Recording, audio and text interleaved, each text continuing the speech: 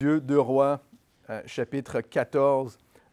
Et on a vu, encore une fois, je le dis, au chapitre 13, Joachaz, roi d'Israël. Joachaz qui a imploré Dieu, mais qui a ensuite douté. On a une série d'hommes comme ça là, qui mettent leur vie en Dieu, ou qui se suivent pour un certain temps et se détournent. On a eu Joaz, on a eu Jéhu, Joachaz ici. Il a imploré Dieu, Dieu l'a exaucé, mais il a par la suite douté avec Élisée, où est-ce qu'Élisée dit « Ne doute pas, sache que Dieu te donne la victoire complète. » Et Élisée est mort à ce moment. Il est mort malade et irrité, ce qui va peut-être nous arriver à chacun, à certains d'entre nous, là. Mort, malade et irrité, fatigué, on en a marre, là.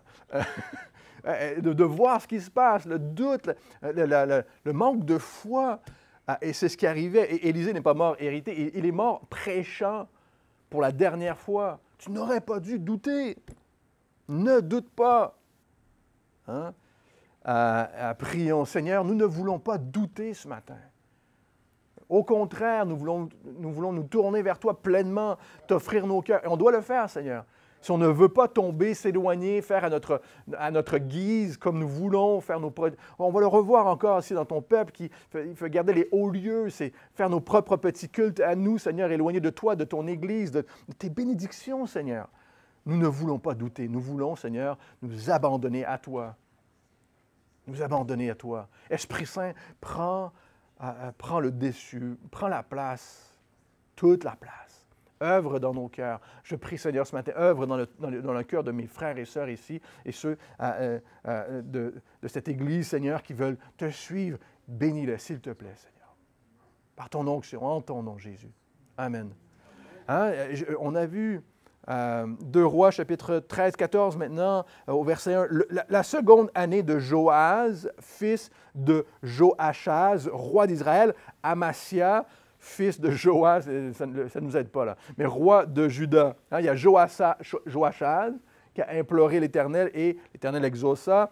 Il vint pleurer à Élisée, mais il douta et ne marcha pas avec le Seigneur. On retrouve donc ici à ce point-là Joaz, roi d'Israël, et Amasia, roi de Juda. On va garder ça simple.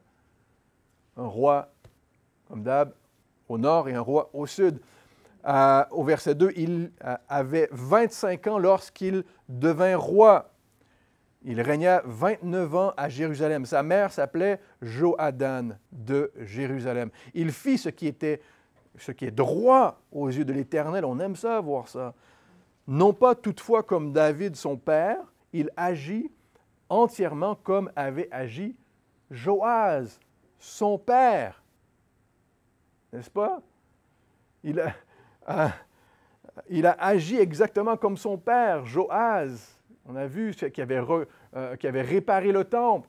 Une partie de sa vie, il a suivi Dieu et après ça, il s'est détourné. Il a agi comme son père. Pendant un temps de sa vie, il l'a suivi et à un moment, il s'est détourné. Il a fait ce qui était bien aux yeux de l'Éternel, mais non pas comme David. David avait donné son cœur pleinement à Dieu. Et David est connu pour avoir le cœur selon Dieu.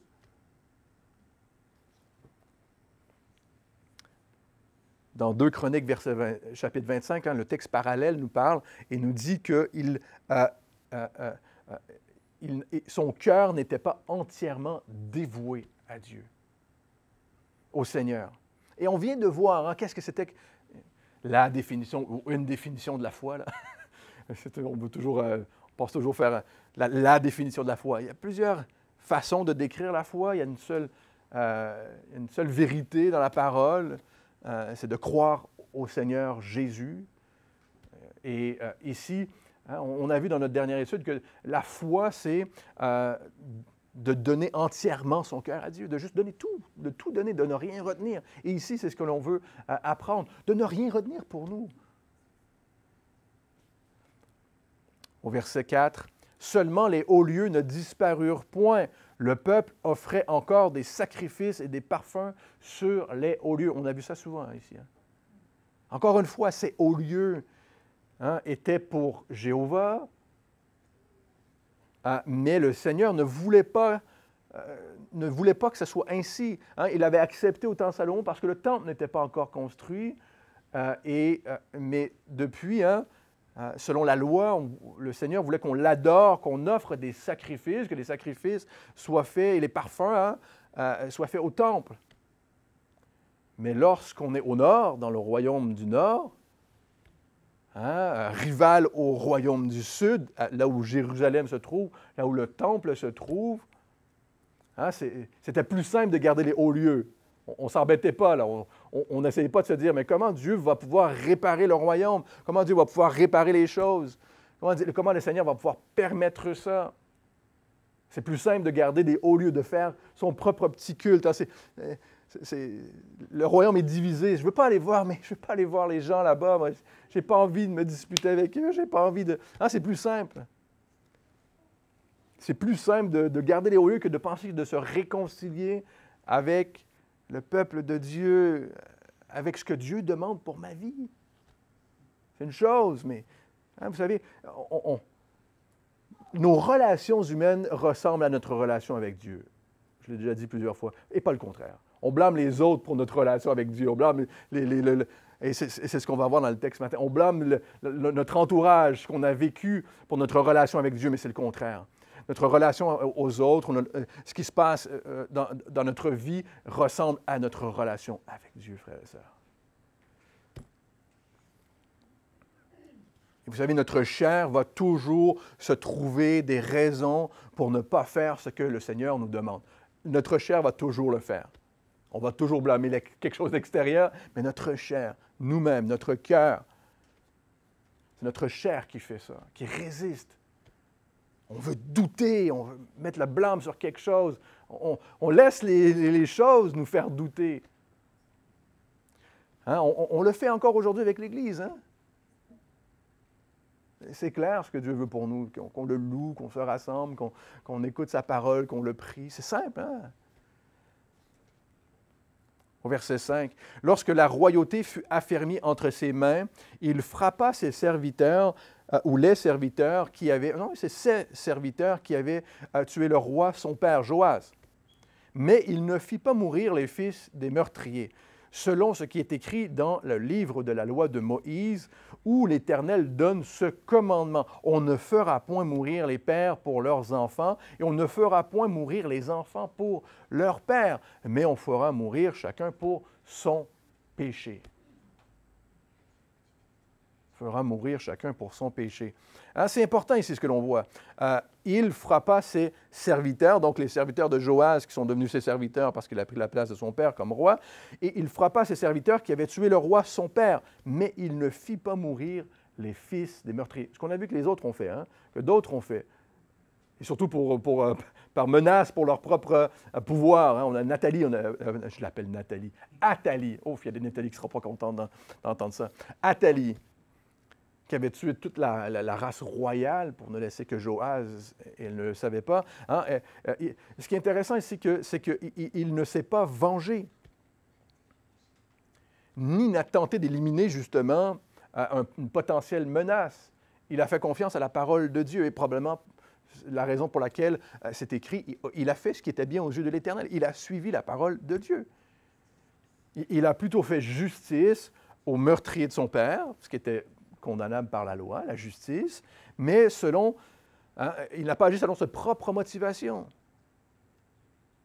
Il a agi selon ce qui est écrit dans le livre de la loi de Moïse, où l'Éternel donne ce commandement.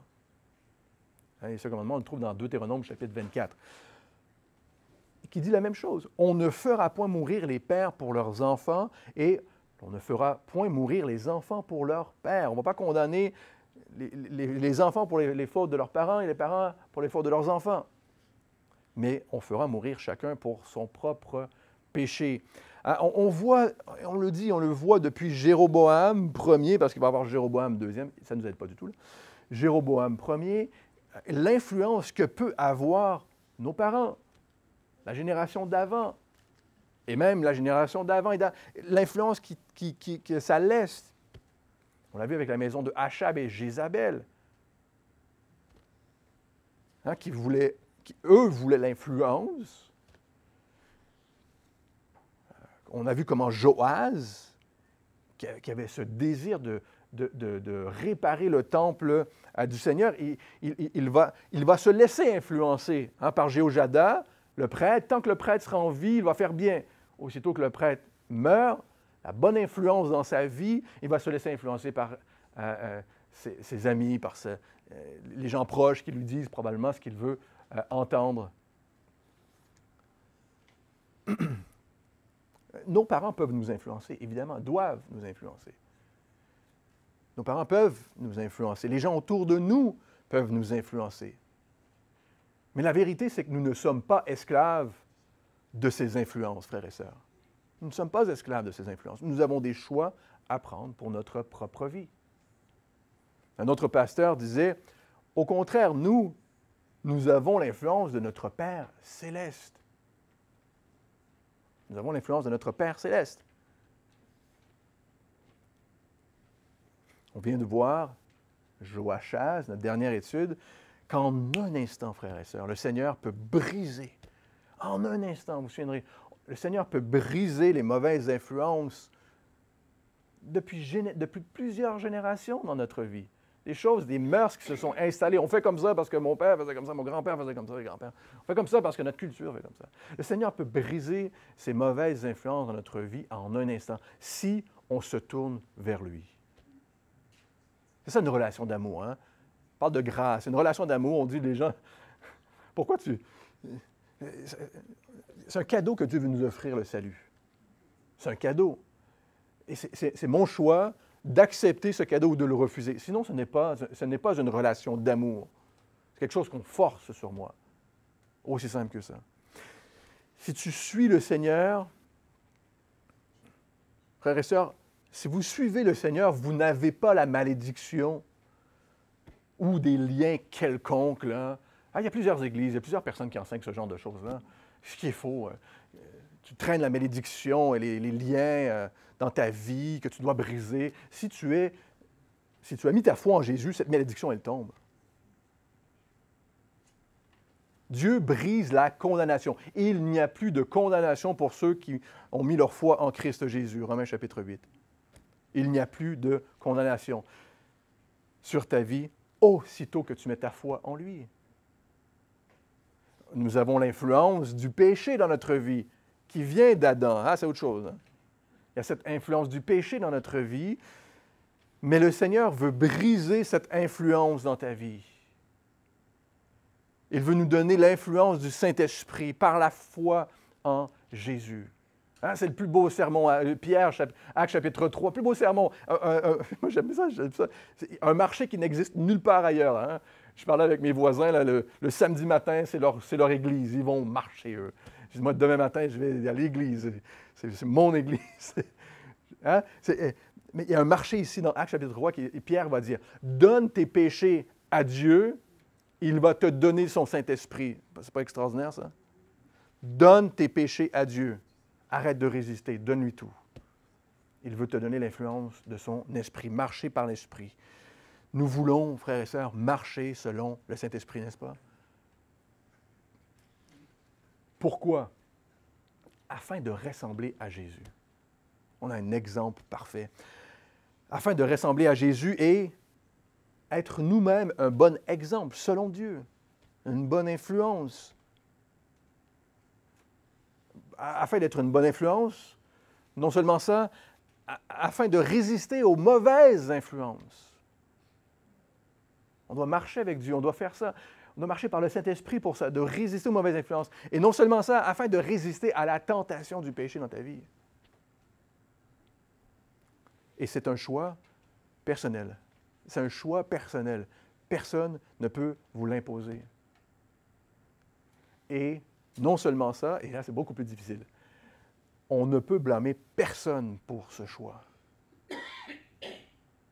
On ne peut blâmer personne pour le choix, les choix que nous prenons. On ne peut blâmer personne.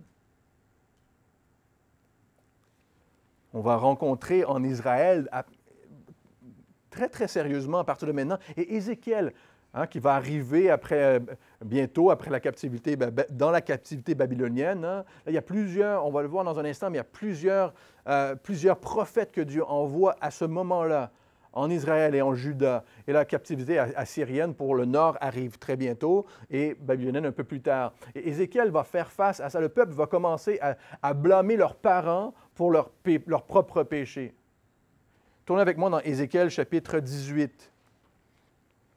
Ézéchiel va répondre à ça. Dieu va répondre à ça de la part... Ézéchiel va répondre à ça de la part de Dieu. Il va parler au peuple. Il va dire, « Oui, vous blâmez vos parents pour vos choix. » Ézéchiel chapitre 18, verset 19. Vous dites, « Pourquoi le Fils... » Vous dites, il parle au peuple.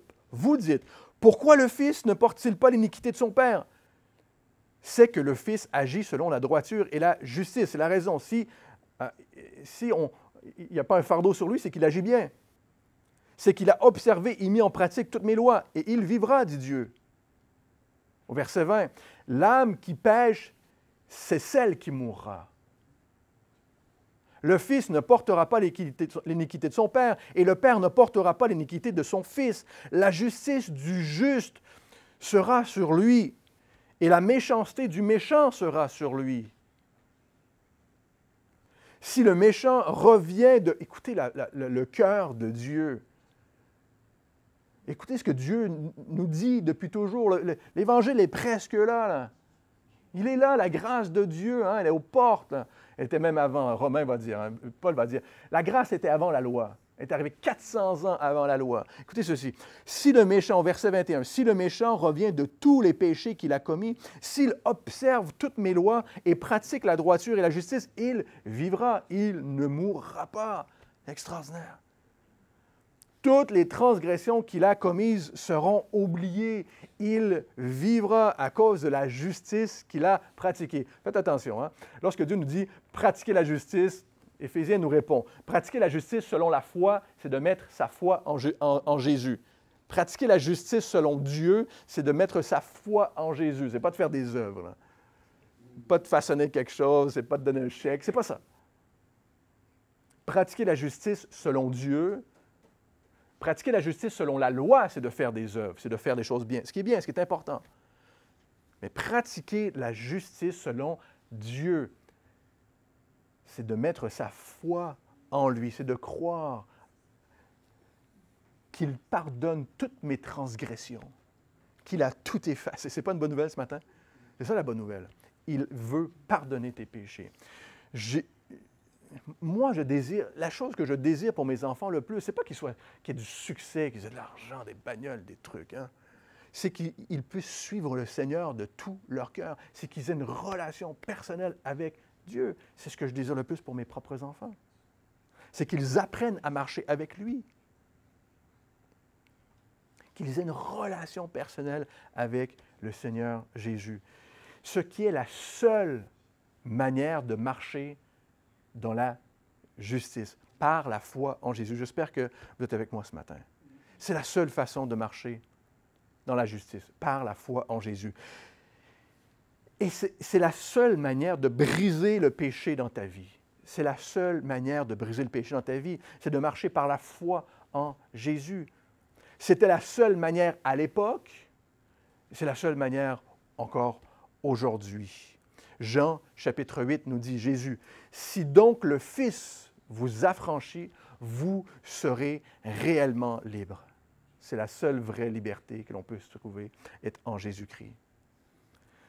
2 Rois, chapitre 14, verset 7. « Il bâtit 10 000 Édomites dans la vallée du sel, et durant la guerre, il prit Séla, qui est Pétra aujourd'hui, et il l'appela Joktil ou Joktéel, nom qu'elle conserva jusqu'à ce jour. Donc, Amasya. Amasya a une grande victoire. Il a agi, il ne tue pas toute la descendance des serviteurs qui ont fait du mal à son père. Il agit selon Dieu, et ici, Dieu lui donne une victoire sur les Édomites. Et donc, il a cette grande victoire, Joktéel, qui signifie Dieu détruit. Une grande victoire. Il a appelé le nom de la ville par la grandeur de la victoire que Dieu lui a donnée. Parce que, pour la première partie de sa vie, il a obéi au Seigneur.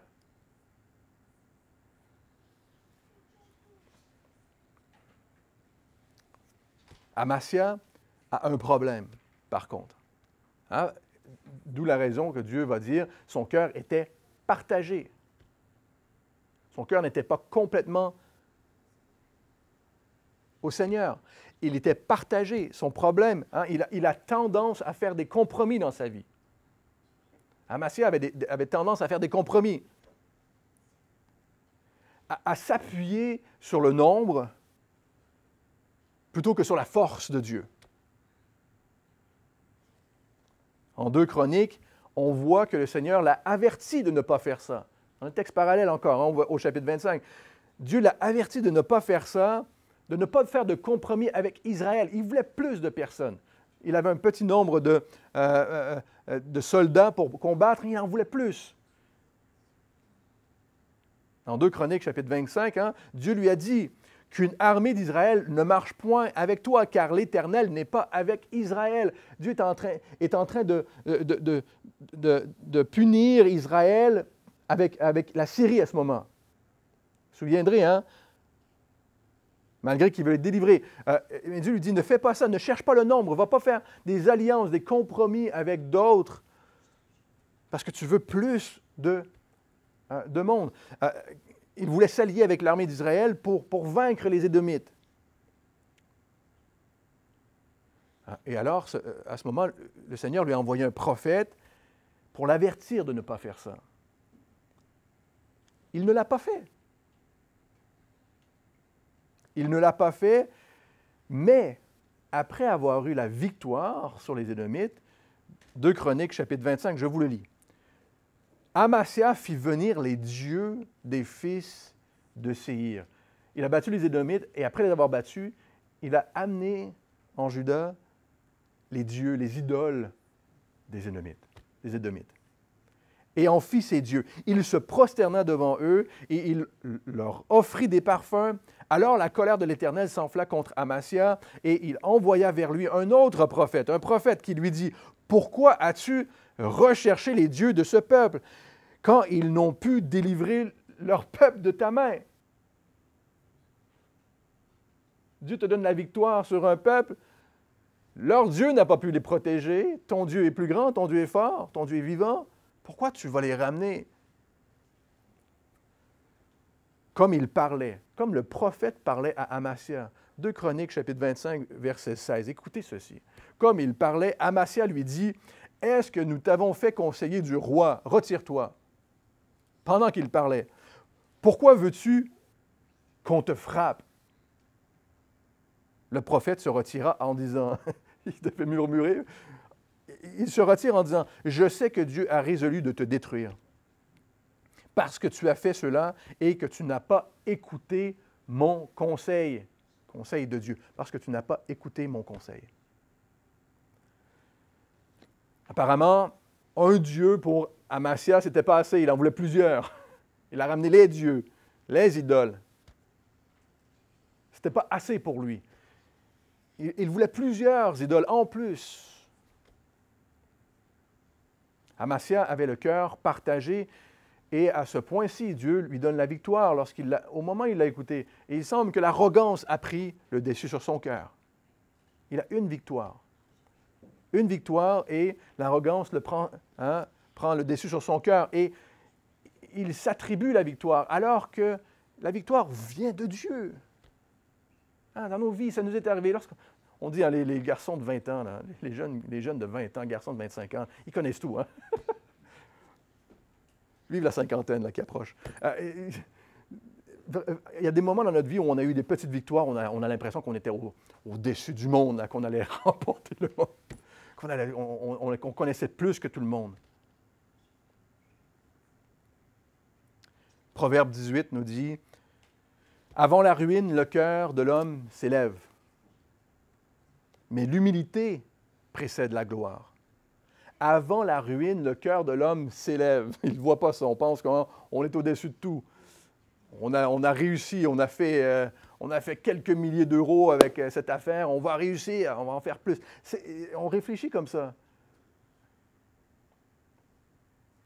On s'élève, mais la ruine vient par la suite. L'humilité précède la gloire. cette attitude de cœur, de recherche et d'humilité, afin que Dieu, la parole nous dit, afin que Dieu nous élève, afin que lui nous garde. Pourquoi? Qu'est-ce qu'un cœur humble fait devant Dieu? Il lui donne la gloire. Il donne la gloire à Dieu. C'est ce qu'un cœur humble fait. Le Seigneur envoie à Amasia, ici, un autre prophète, et pendant que le prophète parle, Amasia lui coupe la parole et lui dit, « On ne t'a pas demandé ton avis. Va-t'en avant que je te frappe. » L'orgueil l'a gagné, évidemment. Vous savez, un autre pasteur disait, nous n'avons pas besoin de la grâce seulement après avoir remporté nos victoires, mais avant aussi. Nous avons besoin de la grâce de Dieu tout autant au commencement de la bataille que lorsque la bataille est terminée. On a besoin de sa grâce, dans cet état de reconnaissance que Dieu est au contrôle de cette bataille. Amasia vit une grande victoire, mais il s'enorgueillit et le Seigneur va utiliser son orgueil ici pour le juger. Dieu va utiliser son orgueil pour le juger. Il va le laisser à son orgueil. Et un commentaire biblique disait que le plus grand jugement que le Seigneur envoie à des gens est de les laisser agir selon leur cœur, selon leur orgueil. C'est probablement le plus grand jugement que Dieu peut donner à une personne. Au verset 8, 2 Rois, chapitre 14. « Alors Amasia envoya des messagers à Joas, fils de Joachaz, fils de Jéhu, petit-fils de Jéhu. On est en Israël, j'ai dit Juda, mais roi d'Israël, pour lui dire, « Viens et affrontons-nous. » Et Joas, roi d'Israël, fit dire à Amasia, roi de Juda, il va lui dire en parabole. La deuxième parabole, je crois, qu'on trouve dans l'Ancien Testament. On a vu dans Juge aussi, c'était Nathan. Alors, donc, on retrouve en parabole ici, Joas va dire à Amasia en parabole, « L'épine du Liban envoya dire au cèdre du Liban. » Une chose faible va dire à une chose forte. « Donne ta fille en mariage à mon fils. » Et les bêtes sauvages qui sont au Liban passèrent et foulèrent l'épine. Tu as battu, écoutez, Joas va dire à Amasia, tu as battu les Édomites et ton cœur s'élève. Même Joas reconnaît l'orgueil d'Amasia. Et Joas va lui dire, jouis de ta gloire et reste chez toi. Pourquoi t'engager dans une malheureuse entreprise qui amènerait ta ruine et celle de Juda? En d'autres mots, tu te crois plus fort que tu ne l'es. Alors que ce qui est intéressant ici, c'est que Joas a aussi ce même problème. Probablement le même problème que Amasia d'orgueil. Il se croit plus fort qu'il l'est aussi, alors que le Seigneur est en train de donner une leçon à Israël. Israël est faible aussi face à la Syrie. Un commentaire encore disait, « Une personne réellement humble voit les choses comme Dieu les voit et ne vit pas par des illusions. L'orgueil aveugle la pensée. L'orgueil distorsionne la vision. L'orgueil enfle l'ego au point où une personne ne sait plus discerner la réalité de la fiction. L'orgueil fait ça. Ne nous permet plus de voir ce qui se passe réellement. Humblement. Au verset 11, 2 Rois, chapitre 14, verset 11, on avance. Mais Amasia ne l'écouta pas. Deuxième fois qu'on voit. Amasia ne l'écouta pas. Il n'écoute personne, Amasia. Et Joas, roi d'Israël, monta et ils affrontèrent lui et Amasia, roi de Juda, à Beth-Shemesh, qui est à Juda, sur son propre territoire. Juda fut battu par Israël en Juda, et chacun s'enfuit dans sa tente. Joas, roi d'Israël, prit à Beth-Shemesh, Amasia, roi de Juda, il l'a fait prisonnier, fils de Joas, fils d'Achazia. Il vint à Jérusalem et fit une brèche. Joas vient à Jérusalem et il fit une brèche de 400 coudées dans la muraille de Jérusalem, depuis la porte d'Éphraïm jusqu'à la porte de l'angle. Amasia a ouvert la porte à la bataille par orgueil et s'est fait battre sur son territoire par Joas, qui a pu aller à Jérusalem par la suite et a fait une brèche, a fait un grand trou dans la muraille à Jérusalem, dans la fortification, ce qui rendait la ville très, très affaiblie, très facile à attaquer à ce moment-là. Un trou dans la muraille, on dit, c'est quoi? 400 coudées, 180 mètres de long. Pas mal, hein? Il faut creuser, là. Une demi-fois plus long qu'un champ de foot, là. Un champ de foot plus un demi-champ de foot. C'est quand même pas mal. Amasia a ouvert la porte à la bataille par orgueil.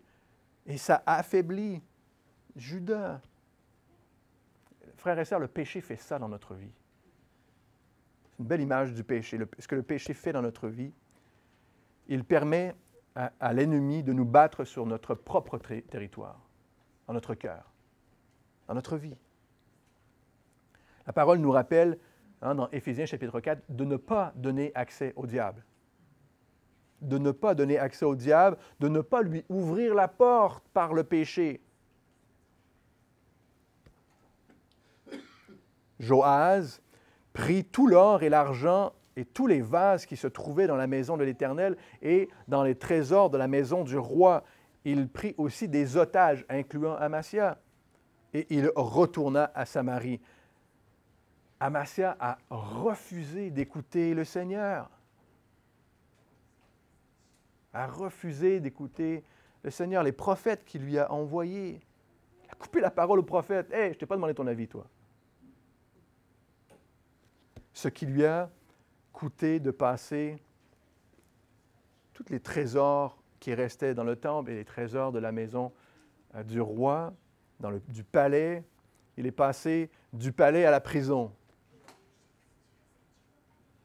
Du palais à la prison. Il s'est fait emprisonner.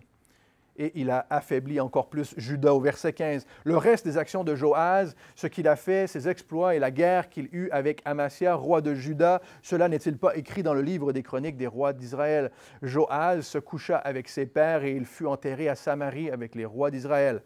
Et Jéroboam, second, son fils, régna à sa place. Jéroboam, à ce moment, on l'a vu, on le redit, Jéroboam est devenu la référence pour ceux qui font ce qui est mal aux yeux de l'Éternel. C'est lui la référence. On fait ce qui est mal aux yeux de l'Éternel selon Jéroboam. Qui nommerait son fils Jéroboam à ce moment-là? Qui fait ça? Alors que c'est devenu une icône pour l'idolâtrie, qui mène évidemment à sa propre perte. Amasia, fils de Joas, roi de Juda, vécut 15 ans après la mort de Joas. 15 ans après son emprisonnement, il vécut après la mort de Joas, fils de Joachaz, roi d'Israël. Donc Amasia fut emprisonné par Joas et lorsque Joas est mort, il fut relâché soit par Joas avant sa mort ou par Jéroboam II, son fils. Donc, il est relâché, Amasia est relâché et il retourne à Jérusalem où son propre fils est roi. Et il vécut 15 ans après. Donc, il co-règne pendant un temps avec son fils Azaria. Verset 18. Le reste des actions d'Amasia, cela n'est-il pas écrit dans le livre des chroniques des rois de Juda? On forma contre lui une conspiration à Jérusalem. Et il s'enfuit à Lachis. Mais on le poursuivit à Lachis et on le fit mourir. On fit mourir Amasia. On le transporta sur des chevaux et il fut enterré à Jérusalem avec ses pères dans la ville de David. Et tout le peuple de Juda prit Azaria, âgé de 16 ans, et l'établit roi à la place de son père Amasia. Azaria rebâtit Élat, c'est le port que Salomon avait construit, le port, et il fit rentrer sous la puissance, donc cet endroit sous la puissance de Juda, après que le roi fut couché avec ses pères. Azaria, ce qui ne va pas nous aider encore plus, il va changer son nom pour Osias. Osias, lorsqu'il va devenir roi de Juda, on va le voir sous le nom de Osias, plus tard. Connu, pas Josias, mais Osias, et qui est connu, hein, Osias qui va être connu, cité par Ésaïe, car Ésaïe est prophète en Juda à ce moment. Et il va ouvrir Ésaïe chapitre 1, chapitre 6, il va en reparler, il va parler de Osias, de ce roi. Et Ésaïe ici est un des prophètes qui est envoyé par Dieu, un grand prophète envoyé par Dieu en Juda pendant le règne de Osias. Et au verset 23, la 15e année d'Amasia, fils de Joas, là je ne vais pas vous aider non plus si je ne prononce pas bien. Donc la 15e année d'Amasia, fils de Joas, roi de Juda, Jéroboam, second, fils de Joas, roi d'Israël, régna à Samarie. Il régna 41 ans. Donc ici, on revient un tout petit peu en arrière, hein, avant la mort d'Amasia. Et donc, on revient un peu en arrière avec Jéroboam II, qui va devenir roi à la place de son père. Je n'ai pas envie de dire Joas, vous avez pensé sud, alors que c'est nord. Il fit ce qui est, Jéroboam II, il fit ce qui est mal aux yeux de l'Éternel. Il ne se détourna d'aucun péché de Jéroboam, son ancêtre, fils de Nébat, qui avait fait pécher Israël. Nous avons Jéroboam II ici, qui règne 41 ans en Israël, ce qui est long, ce qui est le plus long règne en Israël. Et on a Azaria qui règne en Juda, au sud, pendant 52 ans. On a les deux plus longs règnes au nord et au sud, pratiquement, qui se chevauchent, qui sont les plus longs règnes dans les deux territoires. Jéroboam II sera puissant, il va être un roi puissant politiquement, militairement.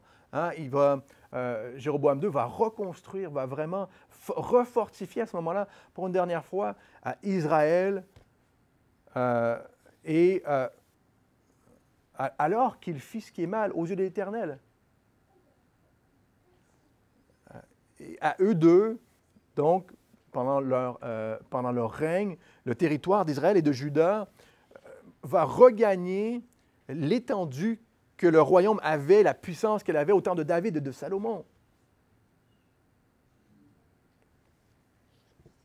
Et le Saint-Esprit ici nous révèle qu'il ne permet pas ça ici parce qu'il est impressionné par eux. Il ne va pas être impressionné par Jéroboam II. Il ne fit pas ce qui était droit aux yeux de l'Éternel. Dieu ne fait pas ça parce qu'il est impressionné par ces hommes-là ou parce qu'il le mérite. Dieu nous révèle ici, hein, parce qu'il a compassion. Parce qu'il a compassion pour ses enfants et à cause de sa parole. Au verset 25.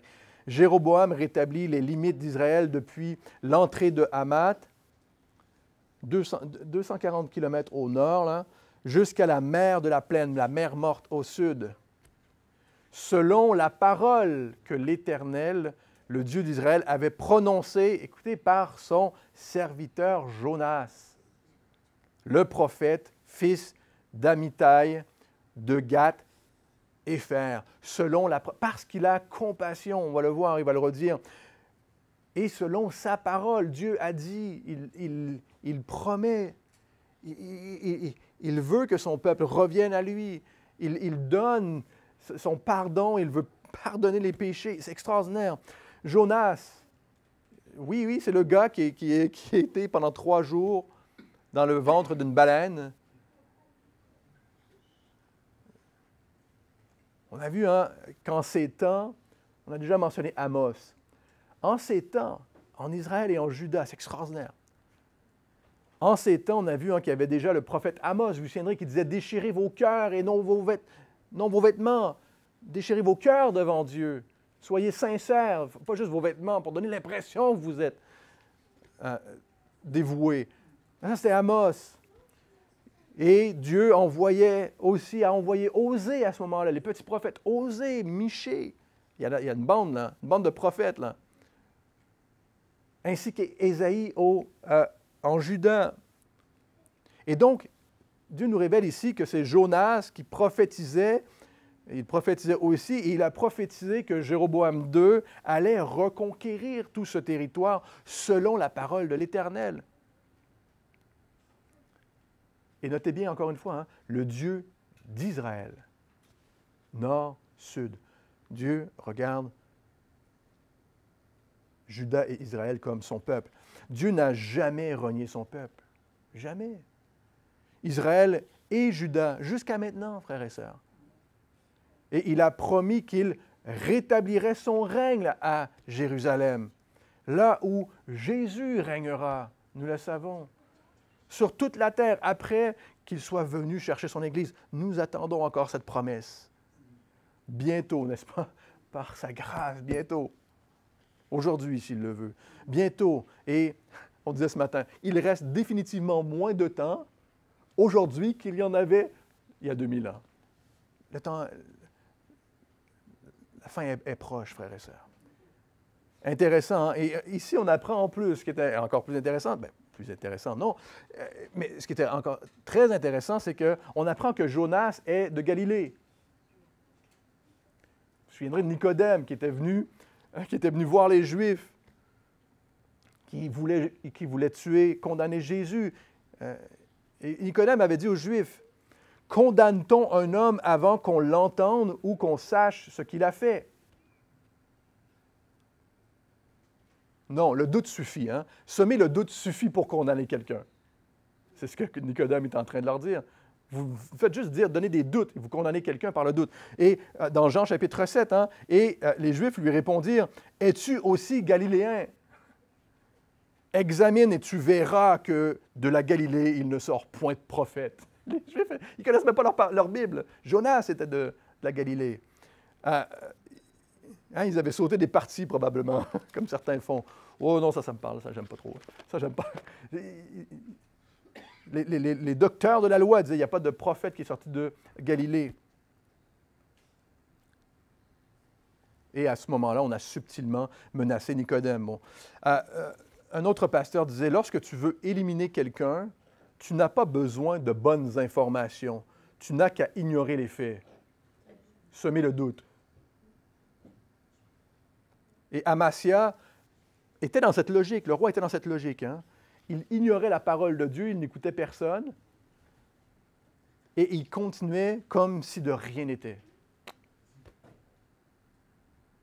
Mais le Seigneur continue, lui, d'envoyer des prophètes et sa parole et de parler. Il n'a jamais cessé. 2 Rois, chapitre 4, on va avancer, sinon on ne terminera jamais aujourd'hui, au verset 26. « Car l'Éternel vit l'affliction d'Israël. » Il a eu compassion. « L'Éternel vit l'affliction d'Israël à son comble et l'extrémité à laquelle se trouvait réduit esclave et homme libre, sans qu'il y ait personne pour venir au secours d'Israël. Or, l'Éternel n'avait point résolu d'effacer le nom d'Israël de dessous les cieux. » Écoutez ceci. « Et il les délivra par Jéroboam, fils de Joas. » Dieu n'a jamais résolu d'effacer le nom d'Israël. Jamais. Et ici, il utilise Jéroboam II pour secourir Israël parce qu'il veut secourir son peuple. Au verset 28, et on termine dans un instant, le reste des actions de Jéroboam, tout ce qu'il a fait, ses exploits à la guerre et comment il fit rentrer sous la puissance d'Israël Damas. Il a même réussi à conquérir Damas et Hamath qui avaient appartenu à Juda. Cela n'est-il pas écrit dans le livre des chroniques des rois d'Israël? Au verset 29, Jéroboam se coucha avec ses pères. Il mourut, hein, il se coucha, il ne pas juste faire une sieste. Là. Il mourut avec les rois d'Israël. Et Zacharie, son fils, régna à sa place, et on le verra dans une prochaine étude. On termine avec ceci. Amasia et Josias étaient faibles et arrogants. Les deux. Azaria et Jéroboam étaient forts et arrogants. Et n'ont pas suivi le Seigneur non plus. Proverbe chapitre 16 nous dit un peu, ce qu'on a lu tout à l'heure dans Proverbe 18, nous dit, écoutez ceci, l'arrogance précède la ruine. L'arrogance précède la ruine et l'orgueil précède la chute. Que l'on soit faible ou que l'on soit fort, peu importe qui nous sommes, peu importe ce que nous avons fait. Ça aussi, c'est le message de l'Évangile. Ça aussi, c'est le message de grâce. Peu importe qui tu es, ce que tu as fait, Jésus t'aime. Jésus veut te sauver. Il veut te donner ce cadeau de la vie éternelle. Il veut pardonner tes péchés. Que tu sois faible ou fort, peu importe qui tu es. Il ne reste plus que quelques années ici avant la captivité assyrienne pour le royaume du Nord. Juda a encore 3 bons rois qui vont passer au sud. Mais ils ont ouvert la porte à l'ennemi. Ils ont laissé cette brèche qui est, à ce moment, difficile à refermer. Difficile à refermer. Et qui va les gagner éventuellement. Et qui vont les amener jusqu'en captivité.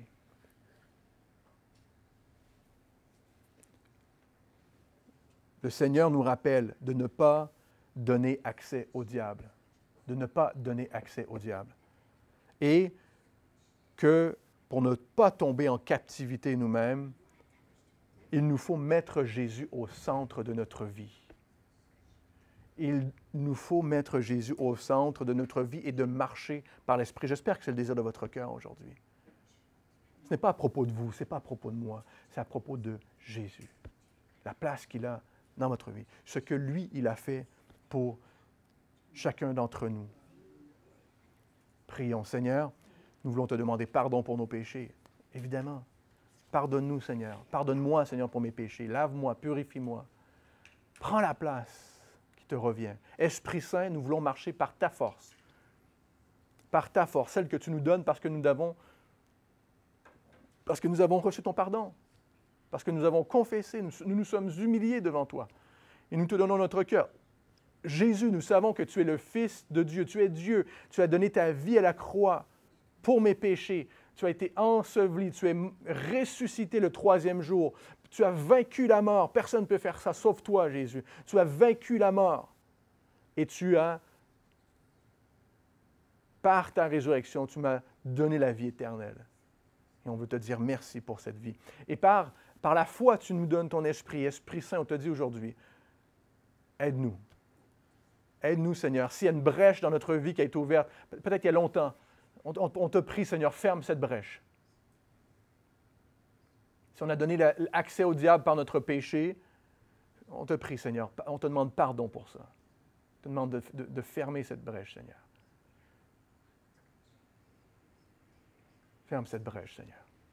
Esprit Saint, on te prie, aide-nous à marcher dans tes voies, à marcher selon toi, à désirer à marcher selon ta parole. En ton nom, Jésus. Amen.